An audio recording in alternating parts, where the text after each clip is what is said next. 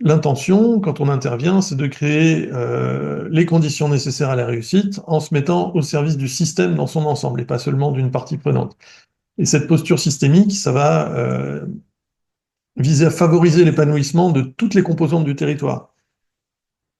Donc c'est un peu comme voilà, de prendre soin d'un corps humain. Chaque organe, il doit pouvoir remplir sa mission, contribuer à l'ensemble et s'épanouir dans des conditions favorables.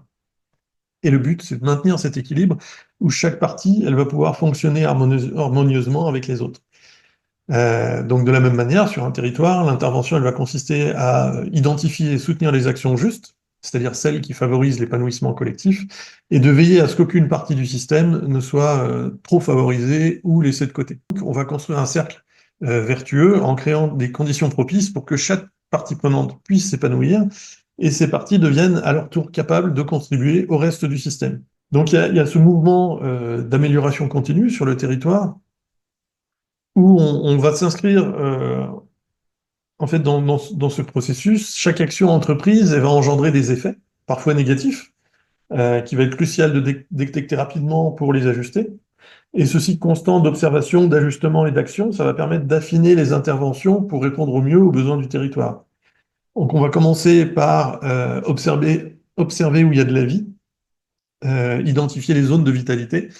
Donc observer les initiatives locales, qui sont souvent portées par des individus ou des groupes qui, eux, ont identifié un besoin ou une opportunité spécifique. Faire confiance aux acteurs du territoire, notamment dans le domaine associatif, où les motivations qui sont intrinsèques sont souvent liées à une passion ou à une volonté de répondre à un manque qui est perçu. Donc quelque chose, on s'est dit, il n'y a personne qui fait rien, on a besoin qu'il y ait une action.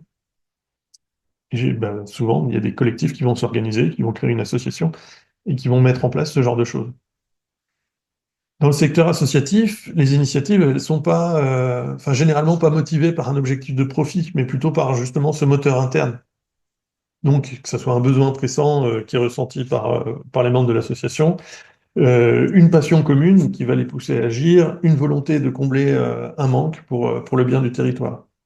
Et ce moteur interne, ça rend les acteurs associatifs particulièrement pertinents pour comprendre les besoins locaux. À l'inverse, les dynamiques fortement influencées par des enjeux financiers, ça peut parfois brouiller la compréhension des besoins réels, parce qu'ils vont biaiser l'évaluation des priorités, ils vont essayer plutôt de se mettre en valeur, de vendre leurs produits, et ça, voilà. Donc ça brouille un petit peu, on est moins connecté à la couche de besoins réels. Et en partant du principe que les habitants et les associations d'un territoire sont les mieux placés pour identifier les besoins et initier les réponses, bah, l'intervention, ça devient une question d'accompagnement et de soutien. Il va s'agir d'écouter, d'observer et de renforcer les dynamiques positives existantes, tout en ajustant lorsque des effets indésirables émergent.